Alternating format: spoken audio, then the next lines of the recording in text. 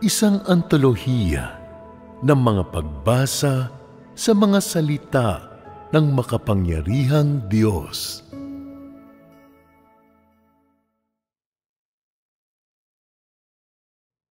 Paano malalaman ang disposisyon ng Diyos at ang resulta ng kanyang gawain?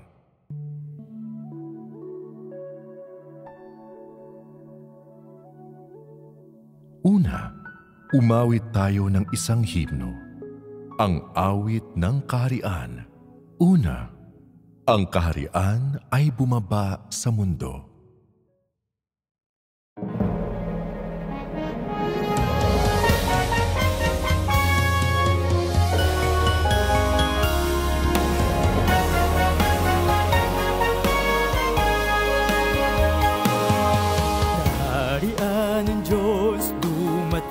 Sa lupa, persona ng Diyos, puno't mayaman. Sinong titigil at di magsasaya? Sinong tatayo at di sasaya? Sayon itaas ang bandila ng tagumpay, upang magdiwang para sa Diyos. Ang iyong awit ng tagumpay upang ipalaganap ang kanyang ngalang banal sa buong mundo. Di mabirang na tao pumupuri sa Diyos at tinataas ngalan niya. Tinitingnan nila mga gawa niya, ngayon kaharian niya'y dumating sa lupa.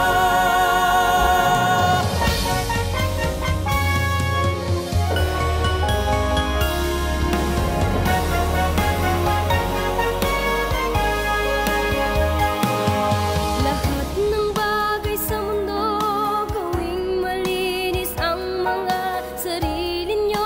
Halina't mag-alay sa Diyos. Mga tala, bumalik kayo sa pugad niyo sa langit. Ipakita ang lakas ng Diyos sa kalangitan.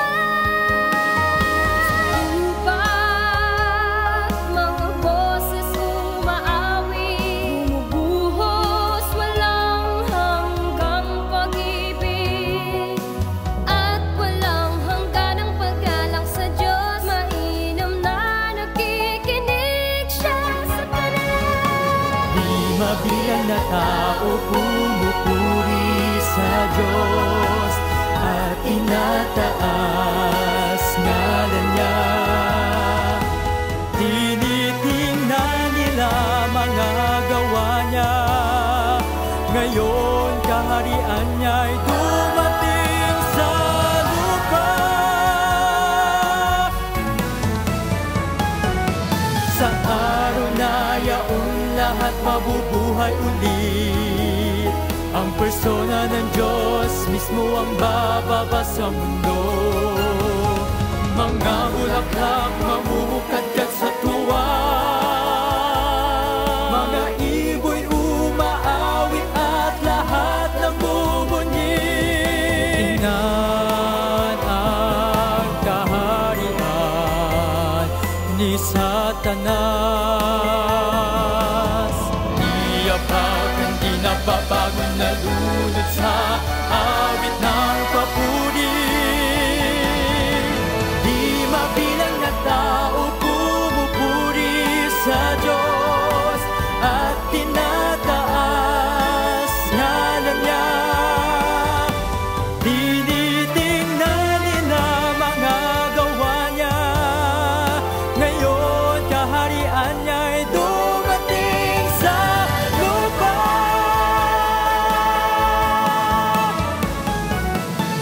Sino sa mundo ang papalag kapag tumatayo ang Diyos sa gitna ng mga tao? Dalay galit at kapahamakan sa lupa, mundo'y naging kaharian ng Diyos. Mga ulap bumubulong sa langit,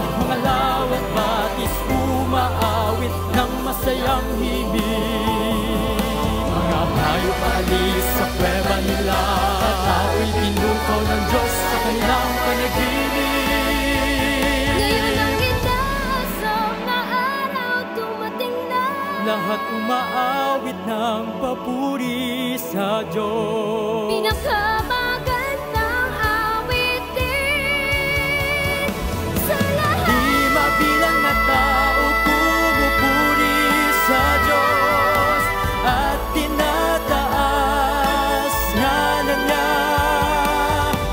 Tinitingnan nila mga gawa niya. Ngayon kaharian niya'y dumating sa lupa.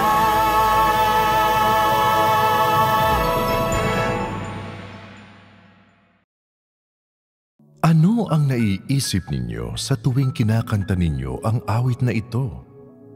Tuwang-tuwa, nasabi, isipin kung gaano kaluwalhati ang kagandahan ng kaharian at magkakasama na magpakailanman ang sangkatauhan at ang Diyos.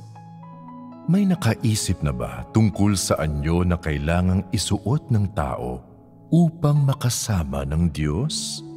Sa inyong mga imahinasyon, paano dapat ang isang tao upang makasama ang Diyos at matamasa ang maluwalhating buhay na kasunod sa kaharian? Dapat silang magkaroon ng isang nabagong disposisyon. Dapat silang magkaroon ng isang nabagong disposisyon. Ngunit hanggang saan nagbago? Ano ang pagkakatulad nila pagkatapos nilang nabago?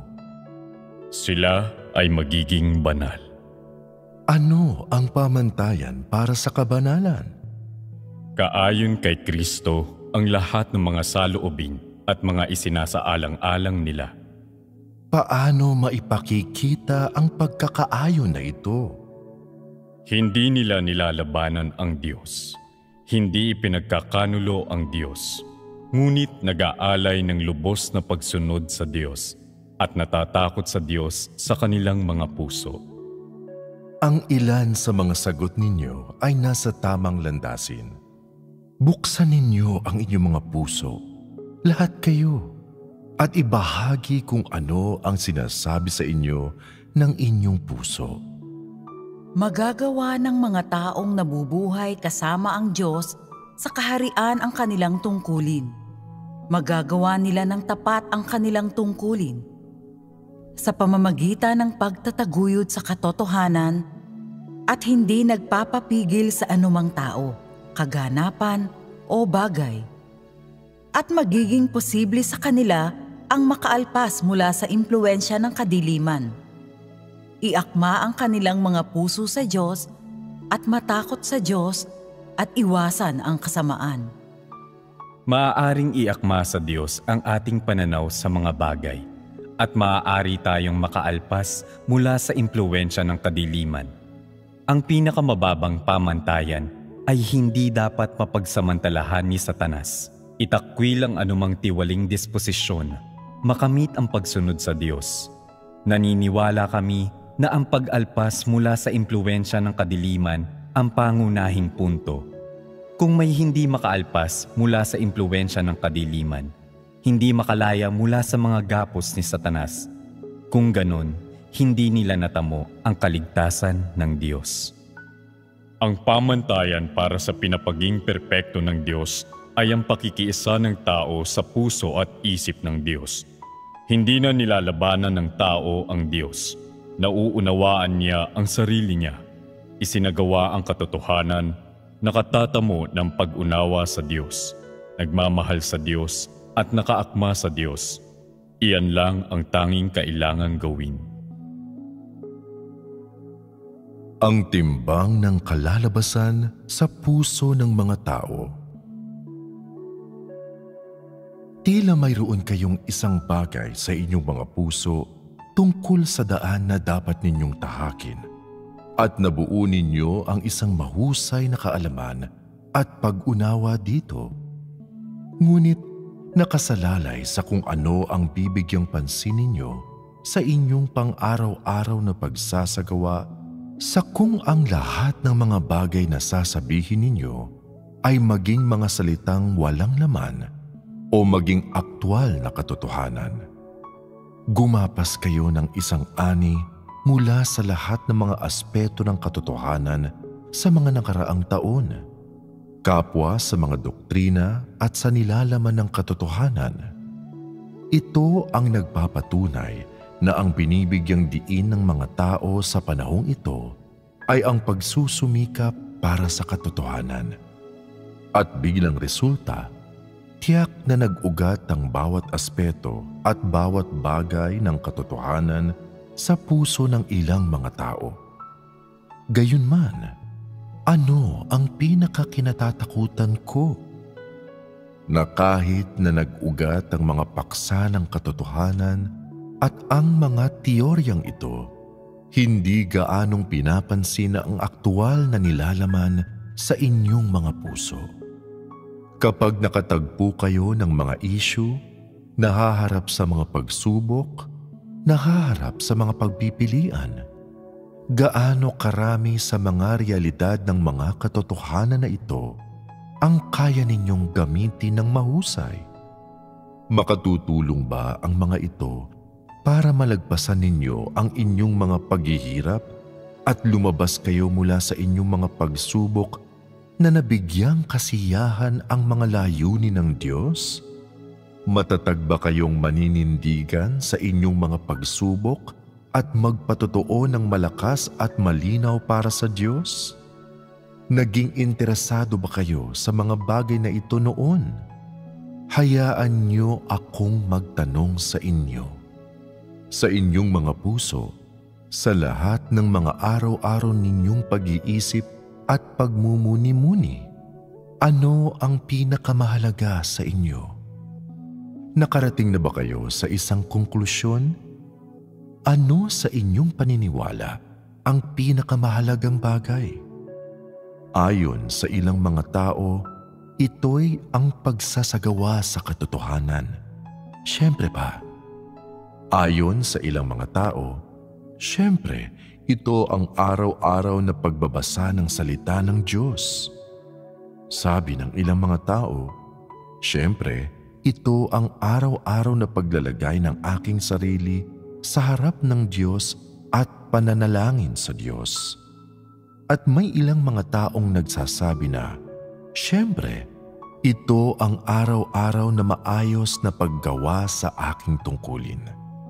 May ilang mga tao pa na nagsasabing, iniisip lamang nila na bigyang kasiyahan ng Diyos kung paano ang sumunod sa Kanya sa lahat ng bagay at kung paano kumilos ng naaayon sa Kanyang kalooban. Ganito ba ito? Ganito na lamang ba? Halimbawa, may mga ilang nagsasabi, gusto ko lang nasundin ng Diyos, ngunit kapag may nangyari, hindi ako makasunod sa Kanya. Sabi ng ilang mga tao, gusto ko lamang bigyang kasiyahan ng Diyos. Kahit mabigyang kasiyahan ko lamang siya ng isang beses, ayos na yan. Ngunit kailanman hindi ko siya mabigyang kasiyahan. At sinasabi ng ilang mga tao, gusto ko lamang sundin ng Diyos. Sa mga oras ng pagsubok, ang tanging gusto ko lamang ay magpasakop sa Kanyang mga pagsasaayos, sumusunod sa Kanyang kapangyarihan at kaayusan, walang anumang mga reklamo o mga kahilingan. Ngunit halos sa bawat pagkakataon, bigo akong maging masunurin. Sinasabi ng iba pang mga tao, kapag nahaharap ako sa mga desisyon, hindi ko kailanman mapiling isagawa ang katotohanan. Nais ko palagi na bigyang kasiyahan ng laman. Laging nais kong bigyang kasiyahan ang aking mga pansariling makasariling pagnanasa. Ano ang dahilan para dito? Bago dumating ang pagsubok ng Diyos, hinamon ninyo na ba ang inyong mga sarili ng maraming beses at sinubok at pinatunayan ang inyong mga sarili ng maraming beses? Tingnan ninyo kung talagang kaya ninyong sumunod sa Diyos, talagang bigyang kasiyahan ng Diyos, at maging tiyak na hindi ninyo ipagkakanulo ang Diyos. Tingnan kung hindi ninyo kayang bigyang kasiyahan ang inyong mga sarili o hindi bigyang kasiyahan ang inyong makasariling mga pagnanasa. Sa halip ay bigyang kasiyahan lamang ang Diyos nang wala ang mga individual ninyong pagpipilian. Mayroon bang sino man na ganyan? Sa totoo lang, mayroon lamang isang katotohanan na inilagay sa harapan ng inyong mga mata. Ito ang pinagkakainteresan ng bawat isa sa inyo. Ang pinakananais ninyong malaman.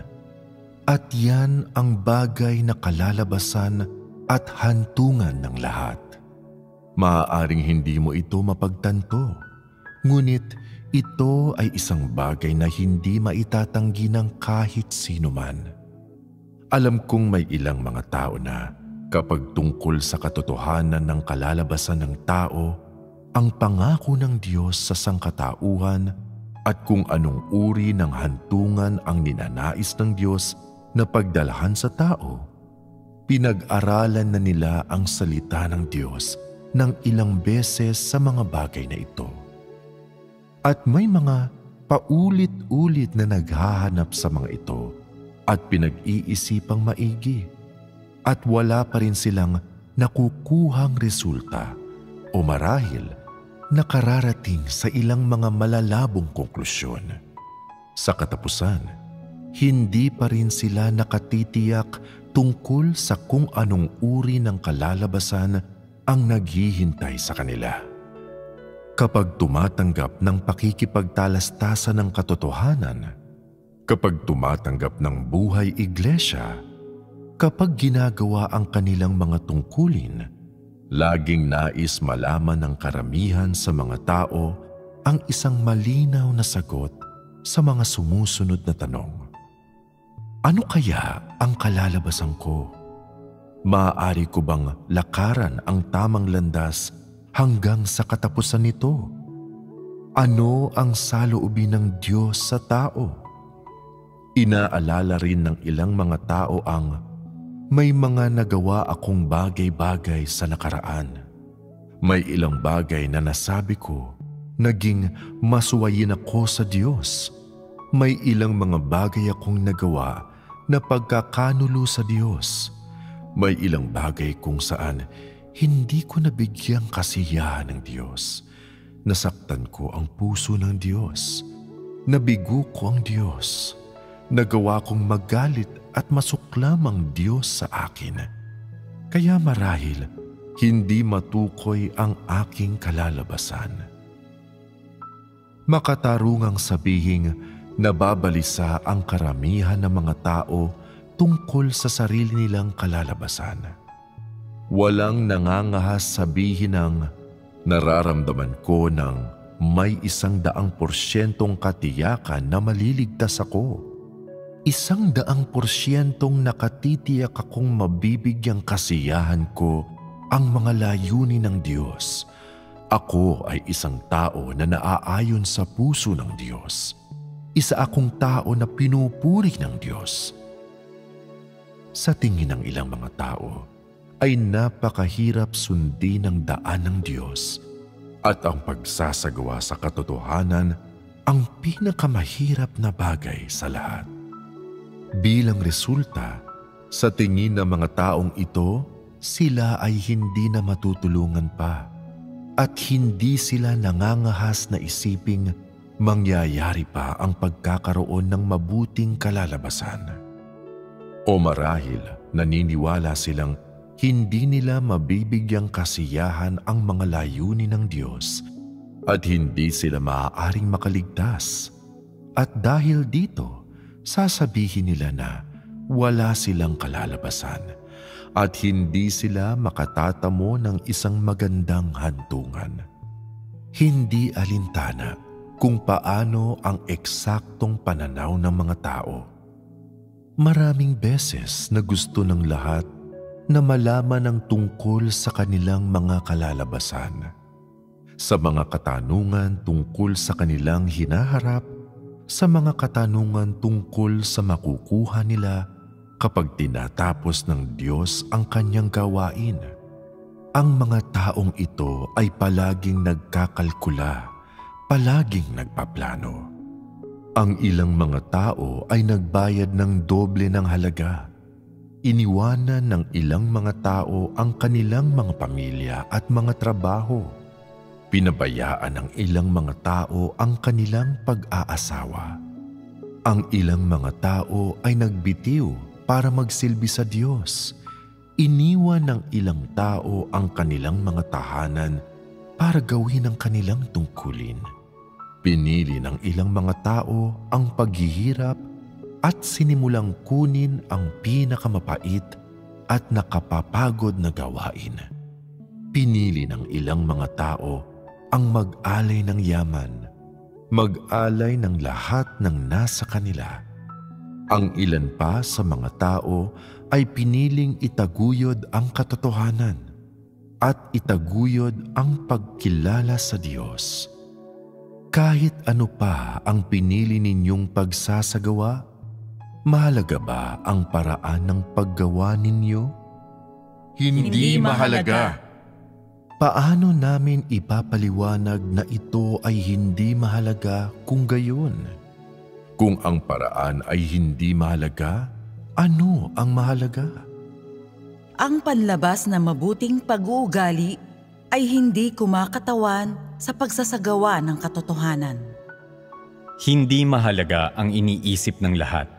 Ang susi dito ay kung isinasagawa ba natin ang katotohanan at kung iniibig ba natin ang Diyos.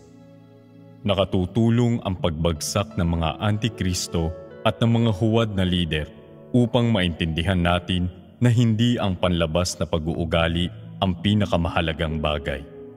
Mukhang marami ang hayagang tinalikuran nila sa panlabas at tila handa silang magdusa.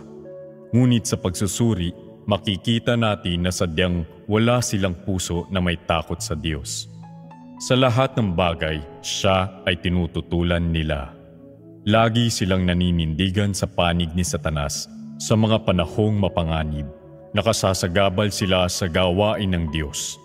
Kaya ang pangunahing mga isinasaalang-alang dito ay kung kaninong panig tayo maninindigan kapag dumating ang oras at ang mga pananaw natin.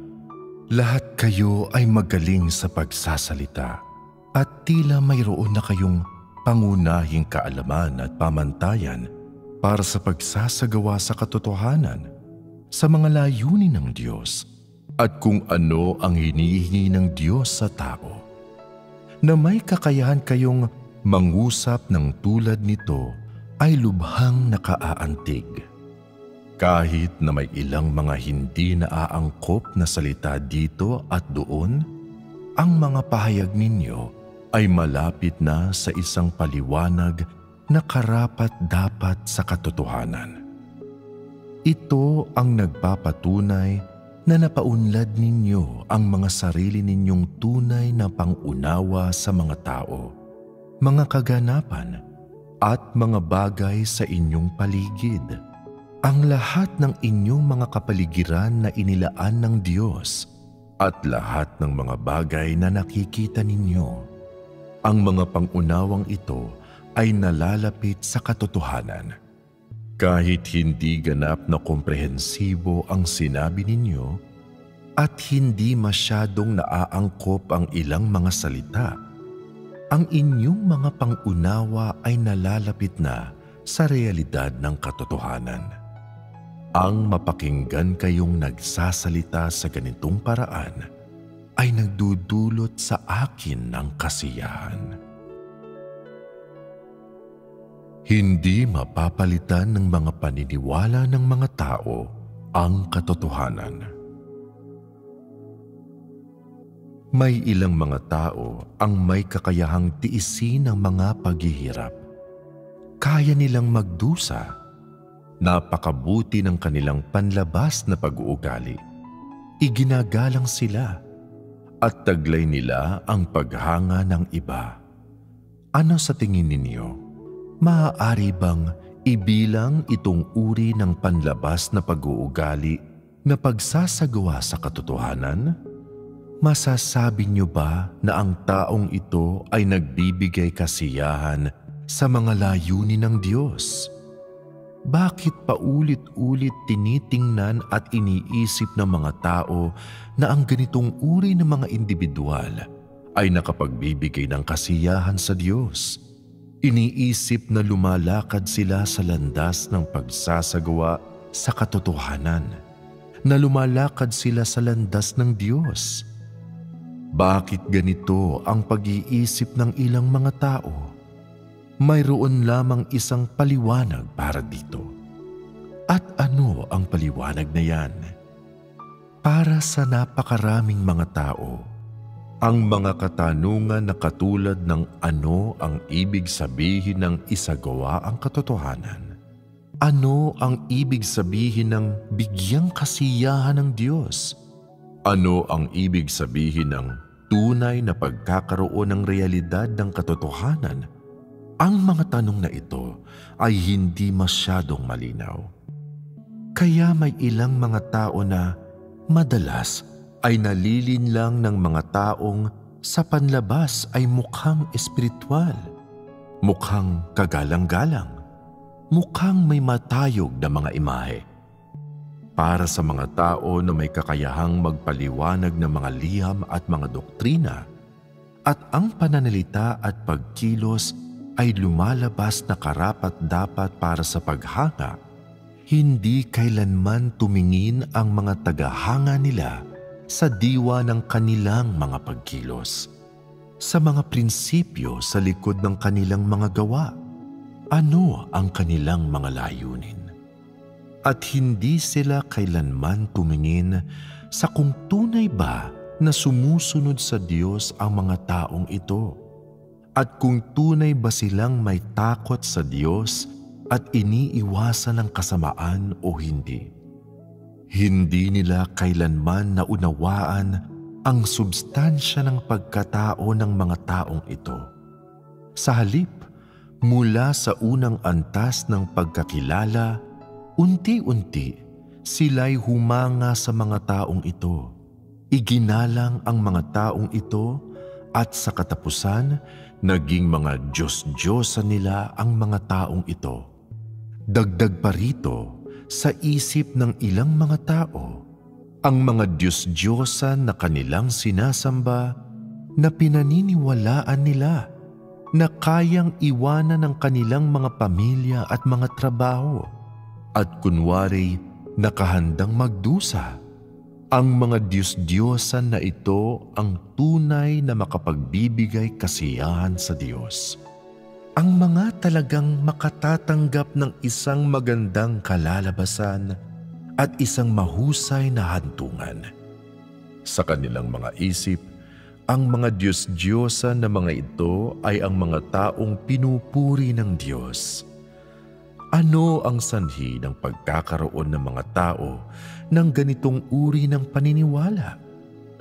Ano ang diwa ng suliranin na ito? Ano ang mga kahihinatnan na maaari nitong kahantungan? Ang unang bagay na ating tatalakayin ay ang diwa nito. Ang mga usapin tungkol sa mga pananaw ng mga tao, mga pagsasagawa ng mga tao, kung anong mga prinsipyo ang pipiliin ng mga tao na isagawa, at kung ano ang karaniwang binibigyang diin ng lahat. Sa totoo lang, walang kinalaman ng lahat ng mga ito sa mga hinihingi ng Diyos sa sangkatauhan. Hindi alintana kung nakatutok ang mga tao sa mga mabababaw o malalalim na mga bagay, sa mga liham at mga doktrina o realidad. Hindi sumusunod ang mga tao sa mga bagay na dapat sana nilang sinusunod, at hindi nila alam ang bagay na dapat sana nilang alam. Ang dahilan nito ay talagang ayaw lang ng mga tao sa katotohanan. Sa makatwid, ayaw lamang ng mga tao na maglaan ng panahon at pagsisikap para sa paghahanap at pagsasagawa sa mga prinsipyo ng salita ng Diyos.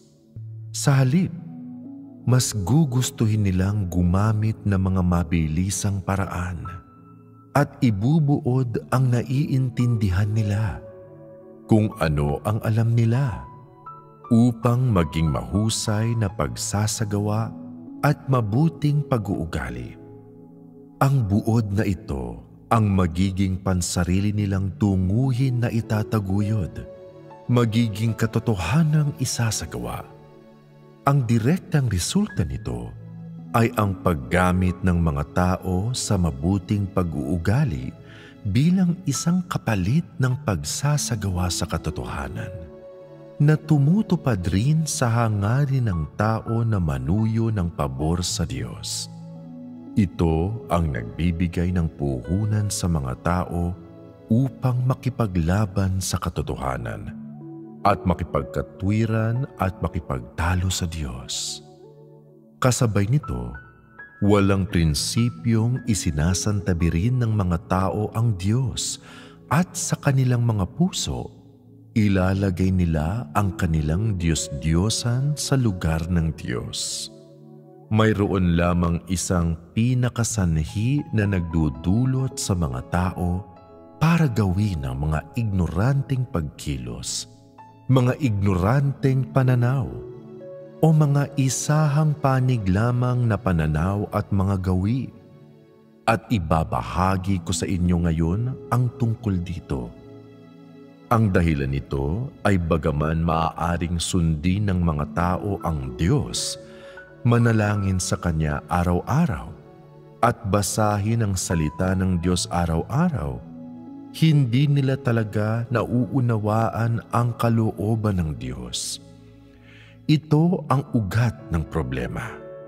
Kung may nakauunawa sa puso ng Diyos, nakauunawa sa mga gusto ng Diyos, kung ano ang kinasusuklaman ng Diyos, kung ano ang mga kagustuhan ng Diyos, kung ano ang tinatanggihan ng Diyos, anong uri ng tao ang minamahal ng Diyos, kung anong uri ng tao ang ayaw ng Diyos, kung anong uri ng pamantayan ang sumasaklaw sa mga hinihingi niya sa tao, kung anong uri ng pamamaraan ang ginagamit niya sa pagperpekto sa tao, maaari pa rin bang magkaroon ang taong iyan ng pansariling mga ideya?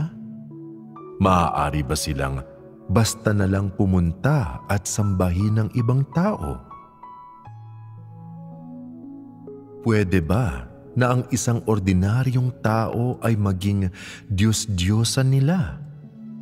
Kung nauunawaan ng isang tao ang kalooban ng Diyos, ang kanilang pananaw ay mas makatwiran kaysa diyan. Hindi nila sasambahin ng basta na lang ang isang tiwaling tao. At habang naglalakad sila sa landas ng pagsasagawa sa katotohanan, hindi rin sila maniniwala na kapantay ng pagsasagawa sa katotohanan ang basta na lang sumusunod sa ilang simpleng alituntunin o prinsipyo. Maraming opinyon tungkol sa pamantayan kung saan itinatatag ng Diyos ang kalalabasan ng tao. Balikan natin ang paksang ito at magpatuloy tayo sa pagtalakay sa kalalabasan. Dahil nag-aalala ang bawat tao sa kanilang kalalabasan, alam ba ninyo kung paano pinagpapasyahan ng Diyos ang kalalabasan na iyan? Sa anong kaparaanang itinatatag ng Diyos ang kalalabasan ng isang tao? At anong uri ng pamantayan ang ginagamit niya upang matukoy ang kalalabasan ng isang tao? At kapag itatatag pa lang ang kalalabasan ng tao, ano ang ginagawa ng Diyos para ibunyag ang kalalabasang ito? May sino man bang nakaaalam nito? Gaya ng kasasabi ko lang, may ilang mga matagal nang nagsaliksik sa salita ng Diyos. Naghahanap ang mga taong ito ng mga pahiwatig tungkol sa kalalabasan ng sangkatauhan, tungkol sa pagkakahati-hati ng mga kategorya ng kalalabasang ito, at tungkol sa iba't ibang mga kalalabasan na naghihintay sa iba't ibang uri ng mga tao.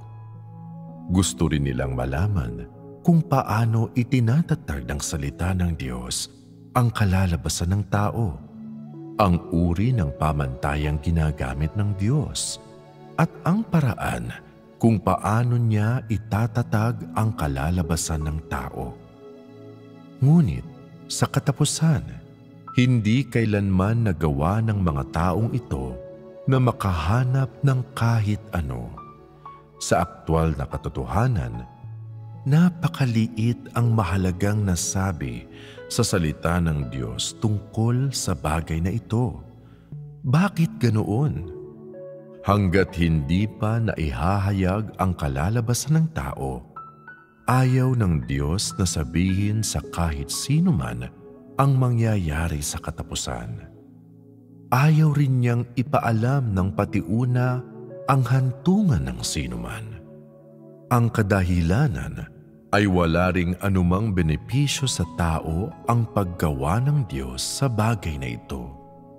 Sa ngayon, gusto ko lang sabihin sa inyo ang tungkol sa paraan kung paano itinatatag ng Diyos ang kalalabasan ng tao, tungkol sa mga prinsipyo na ginagamit niya sa kanyang gawain upang itaguyod ang kalalabasan ng tao, at upang ipahayag ang kalalabasang ito, pati na rin ang pamantayan na ginagamit niya sa pagtukoy kung maliligtas ba ang isang tao o hindi.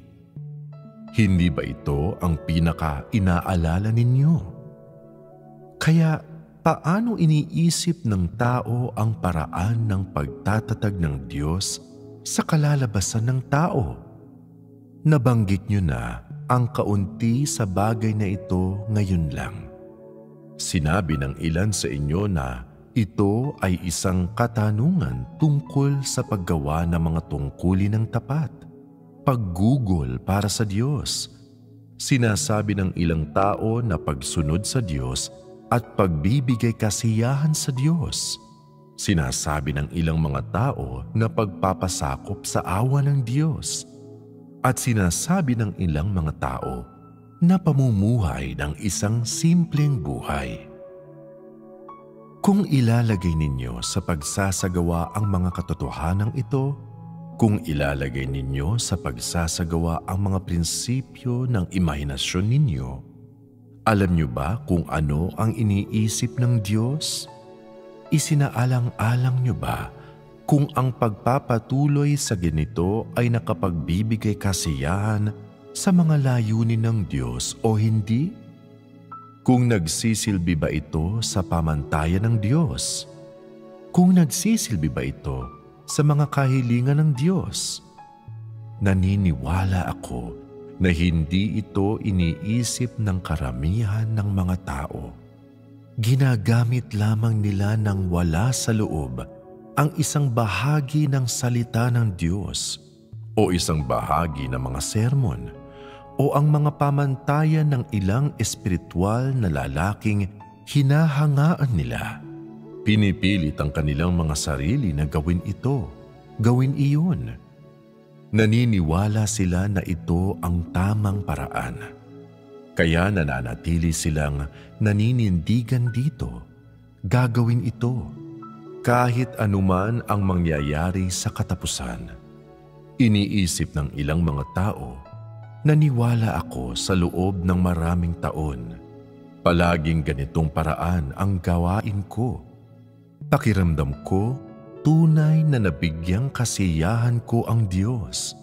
Pakiramdam ko rin na marami na akong nakuha mula dito. Sapagkat napakaraming katotohanan ang naunawaan ko sa panahon na ito at naunawaan ko ang maraming bagay na hindi ko naunawaan noon. Lalo na, marami sa mga ideya at mga pananaw ko ang nagbago. Malaki ang ipinagbago ng mga pag-uugali ko sa buhay at nagkaroon ako ng magandang pagkaunawa sa mundong ito. Naniniwala ang ganitong mga tao na ito ay isang pag-aani at ito ang huling resulta ng gawain ng Diyos para sa tao.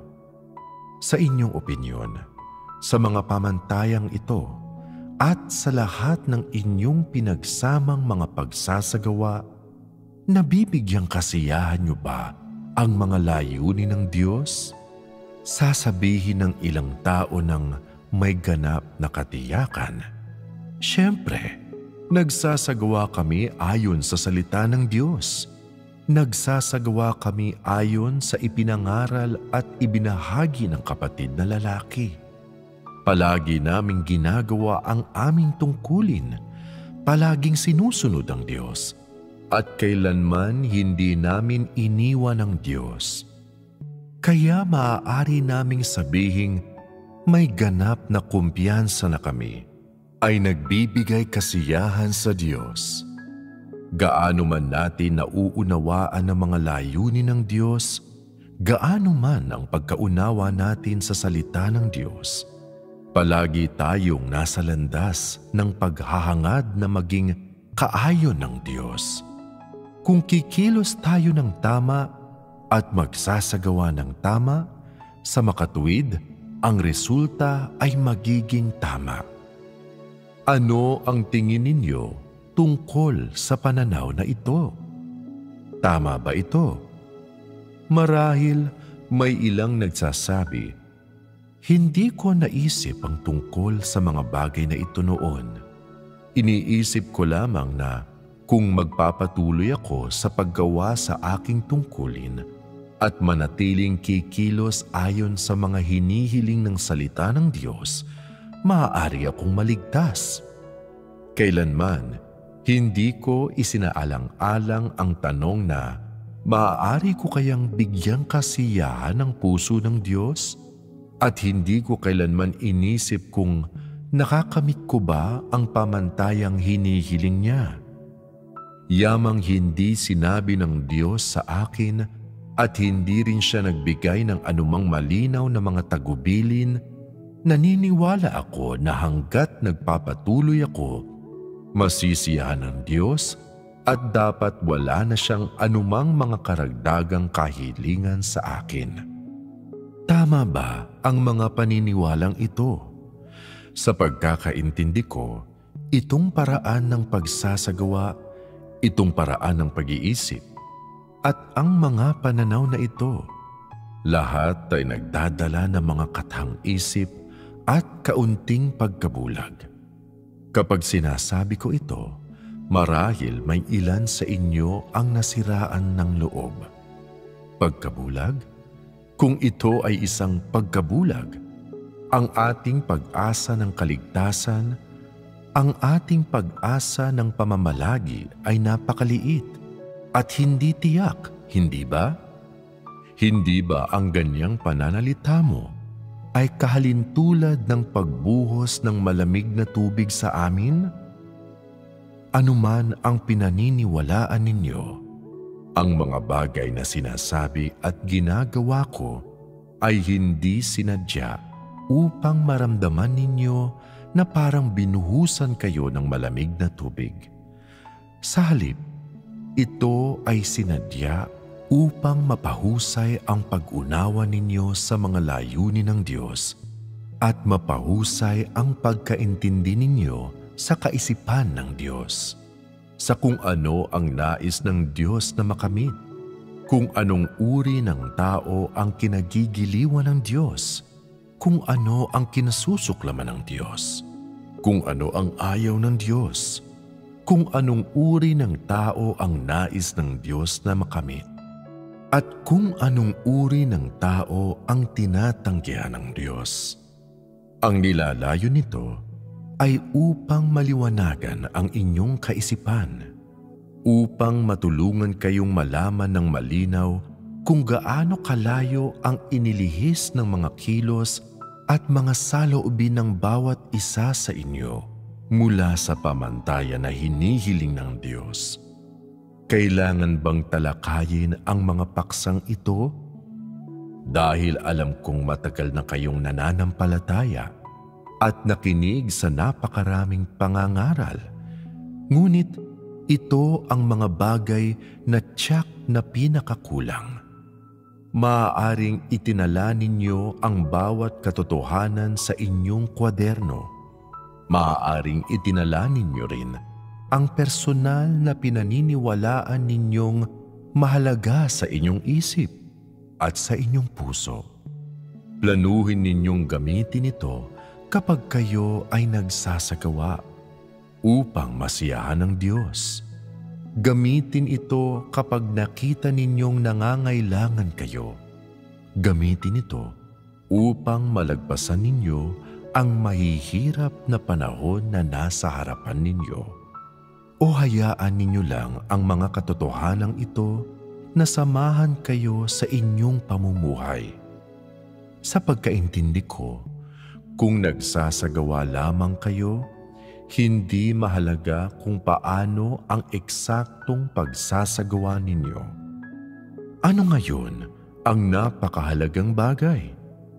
Ito yung habang ikaw ay nagsasagawa, alam ng iyong puso nang may ganap na katiyakan kung nais ng Diyos o hindi ang lahat ng bagay na iyong ginagawa, ang bawat kilos.